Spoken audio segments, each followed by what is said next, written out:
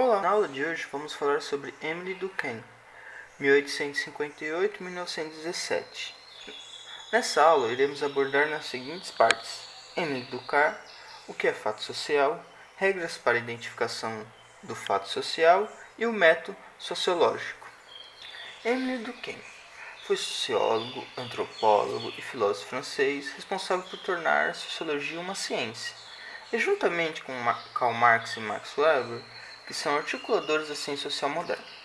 Seu trabalho tinha preocupação de como a sociedade poderia manter sua integridade e coerência na modernidade.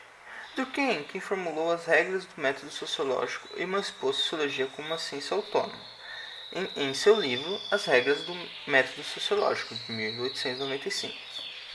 Sugere que há duas teses principais para que a sociologia seja uma ciência.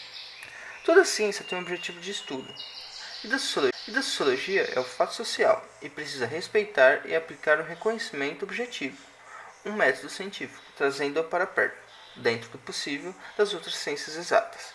Este método deve evitar a todo custo preconceito e julgamentos subjetivos.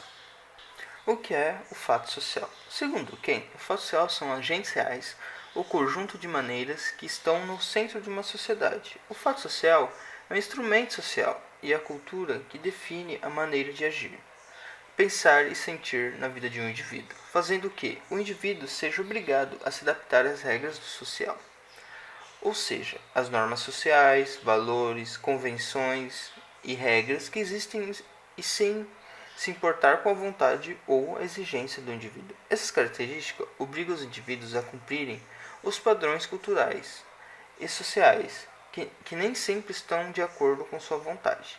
Existem duas formas de manifestação dos fatos sociais. A primeira representa condicionamentos sociais, como o idioma, os costumes, o sistema monetário, as formas de produção, as regras de direito, como Código Civil e Código Penal. A segunda manifestação dos fatos sociais vem-se na morfologia dos espaços culturais. No cotidiano, trata-se dos sinais de trânsito, das regras do comércio, nas regras da comunicação, entre outras, ou seja, maneiras de se comportar e agir compartilhadas pela coletividade. Regras para a identificação do fato social. Durkheim estabelece regras para a identificação do fato social, sendo elas coletivos, exteriores e coercitivo. Coletivo ou generalizado é quando os fatos sociais são coletivos e não individuais, assim atingem toda a sociedade. Exterioridade. A exterioridade é a característica que denomina os fatos sociais exteriores ao indivíduo e que já estão organizados ao nascer.